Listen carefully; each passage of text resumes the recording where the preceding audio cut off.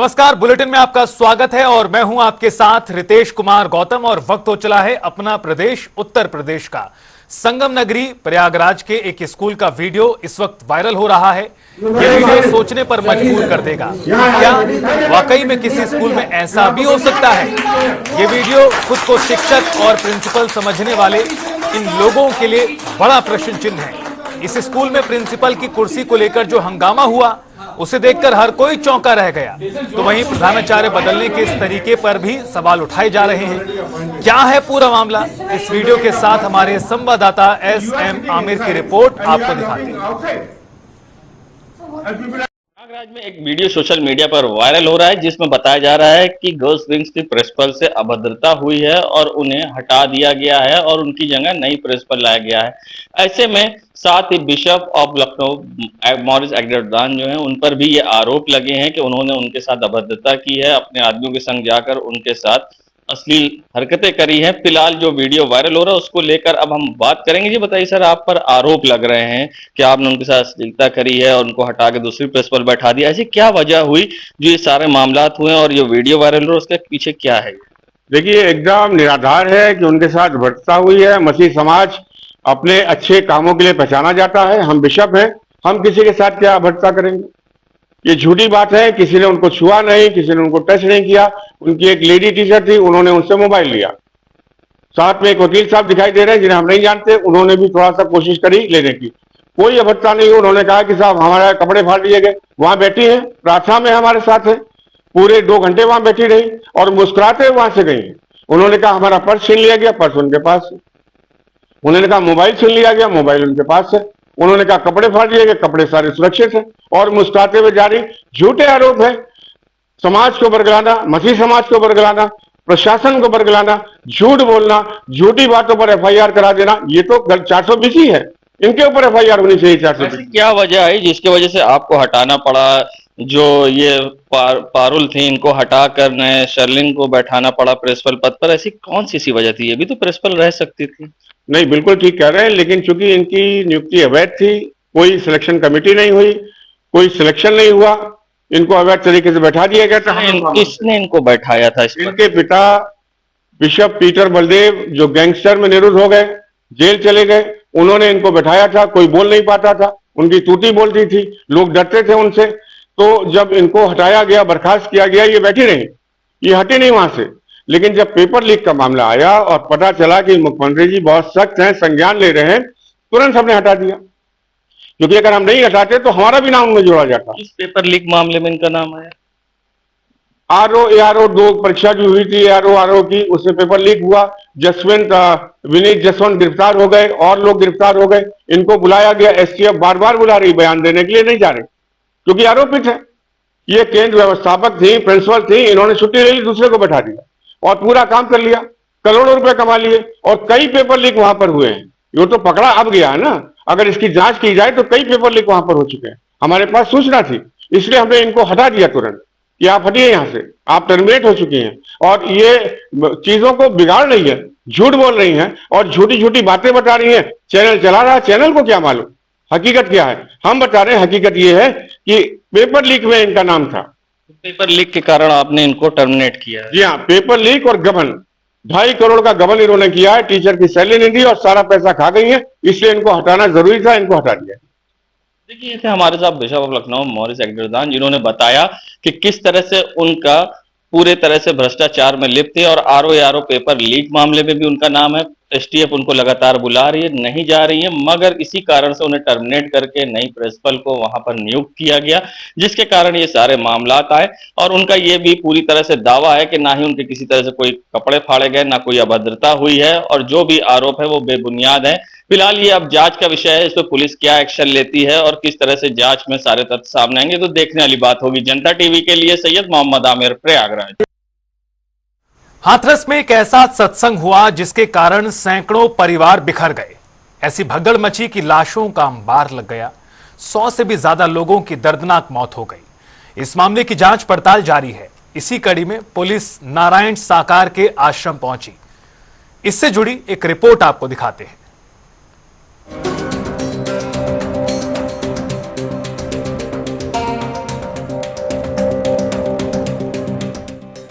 उत्तर प्रदेश के हाथरस में एक ऐसा सत्संग हुआ जिसके कारण कई परिवार बिखर गए। किसी की माँ तो किसी का बच्चा, किसी की बहन तो किसी के पिता अपनी जान गंवा बैठे। सत्संग के दौरान मची भगदड़ में लाशों का अंबार लग गया। हादसे के बाद कई तस्वीरें सामने आईं, दलकती आंखें जिनका इंतजार शायद ही कभी खत्म हो, छोटे चकनाचूर फोन जिन पर अब कोई कॉल नहीं आएगा, रोते बिलखते लोग जिनको किसी की मदद का इंतजार है। ऐसे ही कई मासूम लोग हैं जिनका जख्म सालों ताजा रहेगा। ये सब कुछ हुआ सूरजपाल उर्फ नारायण साकार हरि उर्फ भोले बाबा के सत्संग के बाद।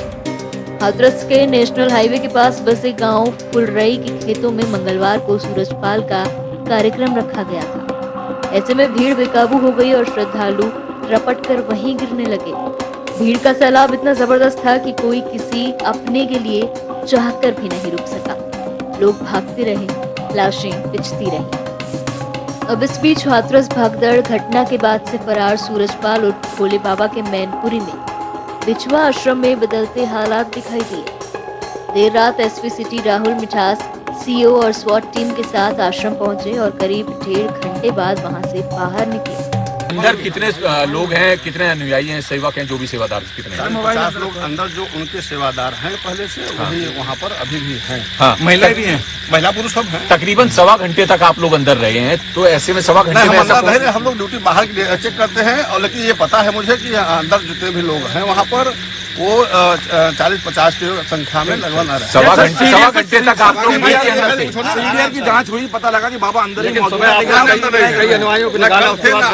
लेकिन सर 1.25 घंटे तक आप लोग आश्रम अरे भाई आपको ड्यूटी चेक करते हैं भाई। सर 1.25 घंटा ऐसा चेकअप अंदर गए नहीं, कहाँ से करें आप अपनी सुरक्षा सैया बढ़ाने की जरूरत है। न एसओजी की टीम अंदर थी, न हम अंदर थे। हम लोग ड्यूटी बाहर देख रहे हैं, और जो हमारे लोग हैं वहाँ पर वो लगातार वहाँ पर जो ड्यूटी कर रहे हैं, क्या ड्यूटी कर रहे हैं ये हम लोग चेक कर रहे हैं। यानी कि आप आश्रम के कंपाउंड के अंदर थे, मेन आश्रम में नहीं थे? अरे भाई, न कंपाउंड के अंदर थे न बाहर थे। बाहर है भाई, दरवाजे के अंदर। दरवाजे के अंदर से निकले हैं सर आप लोग?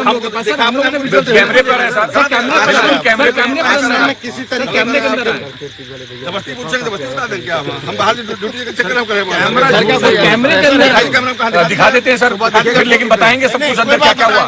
चलिए भाई, कैमरा ऑन कीजिए और दिखाइए भैया कैमरा। आपका कहना बाबा अंदर नहीं थे?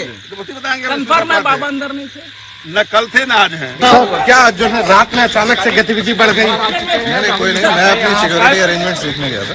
क्या आश्रम की सिक्योरिटी? सर आश्रम की सिक्योरिटी इसमें एफआईआर दर्ज हुई थी, क्या उसकी तलाश में आए थे? इसलिए आए थे सर, एफआईआर जो दर्ज हुई है, क्या उस आरोपी की तलाश में यहाँ पर? जो हमारी सिक्योरिटी है जिसको कि हम लोग लगाए हुए हैं, उसी को मैं चेक करने आया। लेकिन बाबा अंदर नहीं थे सर, बाबा अंदर है सर, बाबा अंदर है, वहाँ कोई मिला नहीं था। माना जा रहा है कि सूरजपाल लापता है। वहीं आज पुलिस बल भी कम कर दिया गया है और बाहरी लोगों का आवागमन भी बंद कर दिया गया।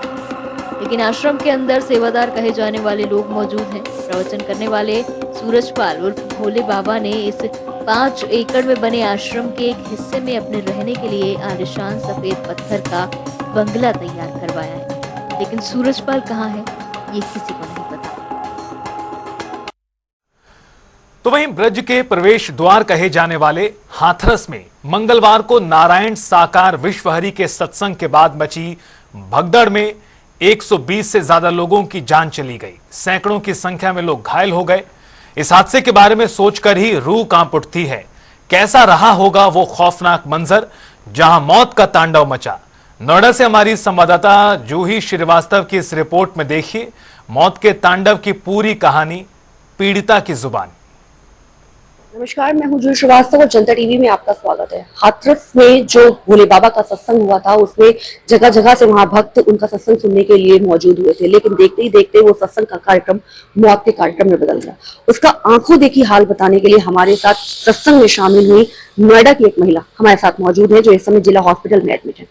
क्या नाम है मैम आपका? बबीता। बबीता जी, क्या हुआ था वहाँ पर? देखते देखते क्या एकदम से भगदड़ मच गई? भीड़ का सैलाब ज्यादा था।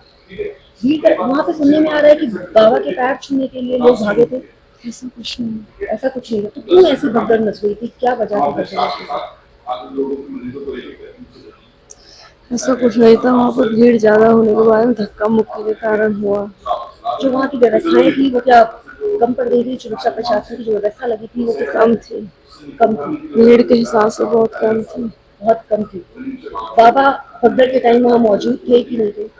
गुरु जी चले गए जब तक। बाबा जी चले गए थे। तो किस तरह से आप लोगों ने अपने आप का बचाव किया? मेरे साथ थी 2 महिला और एक्सपायर हो गए।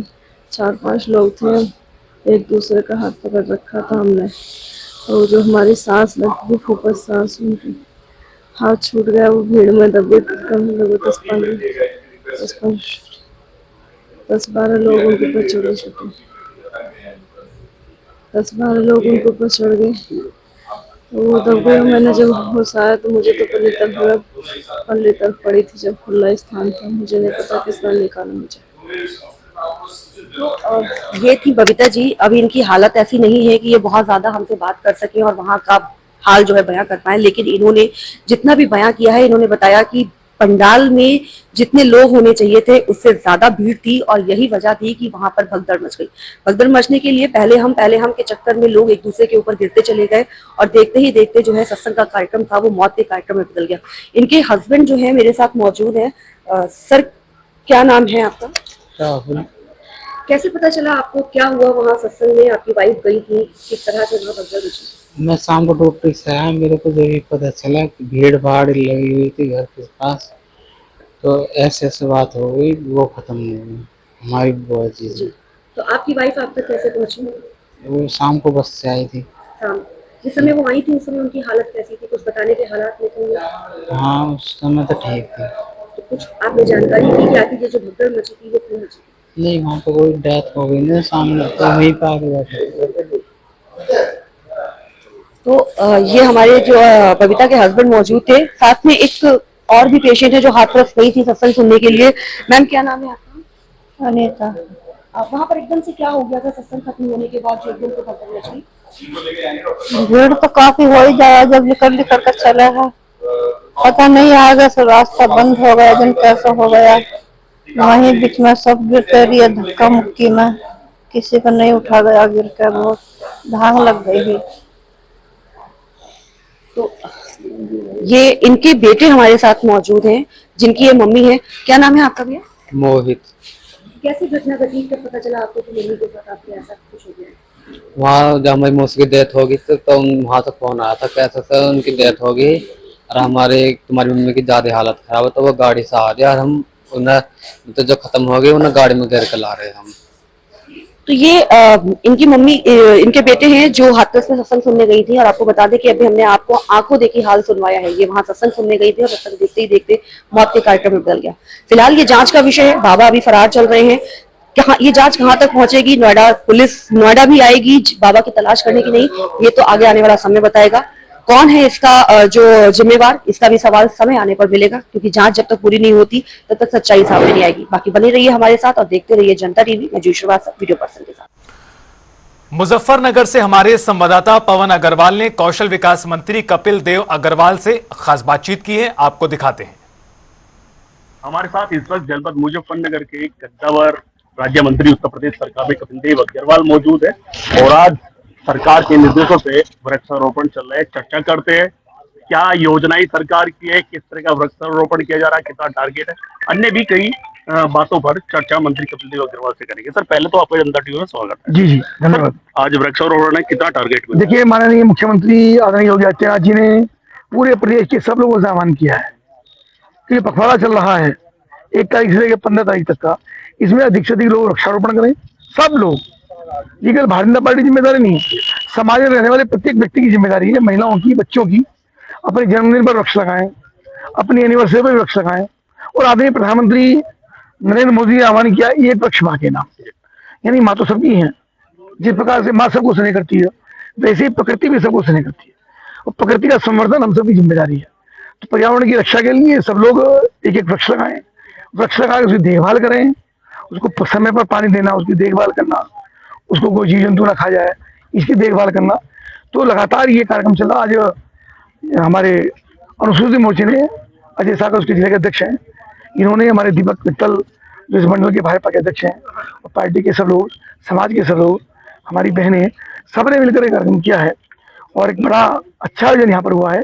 मैं इनको भी बता देता हूँ और ये एक सांकेतिक कार्यक्रम है ताकि सब लोग इससे प्रेरित हों और सब लोग किसी न किसी रूप में वृक्षारोपण। सर कितना टारगेट है मुजफ्फरनगर के लिए? लगातार चला, लगभग 2 लाख पेड़ों का टारगेट हम लोगों ने लिया है। सब लोग मिलकर इस काम को कर रहे हैं और सबका वृक्षण होगा, समय से होगा। मंत्री, वृक्षारोपण हो जाता है, आप लोग भी आते हैं और भी लोग आते हैं, प्रभारी मंत्री भी आए हुए हैं, सभी लोग वृक्ष लगा रहे हैं और फॉरेस्ट विभाग वृक्ष लगवाता भी है, लेकिन जिस हिसाब से वृक्षों का ध्यान रखा जाना चाहिए, उन्हें पाला पोसा जाना चाहिए, उस तरीके से नहीं हो पाता और जो वृक्ष आज लग रहे हैं वो अस्त व्यस्त खत्म हो जाते हैं। सब अस्त व्यस्त होते हैं, काफी सारे मेंटेन होते हैं, काफी सारे बड़े हो जाते हैं और जब उम्र छोटी होती है पौधों की तो थोड़ा कभी गाय, कभी आवारा पशु, कभी भैंस, कभी कोई और, कभी खेलने कूदने में, किसी कार्यक्रम में। अब आप देखिए कम से कम 200 से अधिक वृक्ष यहाँ पर हैं, तो किसी न किसी को लगाएं तभी ये मेंटेन हो रहे हैं। तो कुछ खराब हो जाते हैं, कुछ लग जाते हैं, लेकिन ये लगातार सतत प्रक्रिया है कि सतत प्रतिदिन यथासंभव काम चले। प्रत्येक व्यक्ति, प्रत्येक बच्चा, प्रत्येक पुरुष, महिलाएं अपने जन्मदिन में वृक्ष लगाए तो साल में वृक्ष हुआ एक, और यानी अगर उसने ये काम 40 वर्ष तक किया, यानी 40 वर्ष, 20 वर्ष से लेकर के 60 वर्ष तक, तो 40 वर्ष एक वृक्ष के हिस्से में है, तो 40 20 मेंटेन होंगे, 15 मेंटेन होंगे, कुछ तो मेंटेन होंगे ना। तो ऐसा करके सब प्रयास करेंगे तो मुझको लगता है उसका परिणाम बहुत सार्थक है। अच्छा मंत्री, लोकसभा चुनाव खत्म हो चुके हैं, सरकार बन चुकी है 30 बार, अब 2027 का चुनाव है, तो उसको लेकर जैसे कि लोकसभा में आपको पता ही है क्या स्थिति मुजफ्फरनगर की रही है, अन्य जनपदों की रही है, जहाँ 63 सीट थी या 36 सीट है, तो अब 2027 चुनाव के लिए क्या प्लान सरकार का है और आपका क्या प्लान है क्षेत्र मुजफ्फरनगर के लिए? अभी 27 तो बहुत दूर है, अभी लोकसभा चुनाव रहा है, काफी सारी नुकसान हमको हुआ, नो डाउट। अब इसका उपचुनाव में पूरी पार्टी लगी है, सबको अलग प्रकार के जिम्मेदारी दी है। मुझे भी गाजियाबाद विधानसभा की जिम्मेदारी मिली है और उसमें हम सब लोग हैं। यहाँ मीरापुर में हमारे जनपद चुनाव है, उसमें भी हम सब लोग लगे हैं और पूरा लक्ष्य है कि 10 सीटों पर उपचुनाव होना है, सभी सीटें भारतीय जनता पार्टी है। सर तो मीरापुर पे कौन लड़ेगा, गठबंधन लड़ेगा या बीजेपी लड़ेगी? ये अभी तय नहीं हुआ, ये संगठन तय करता, ये हमारा विषय नहीं है। जो भी लड़ेगा उसको लड़वाएंगे और जितवाएंगे।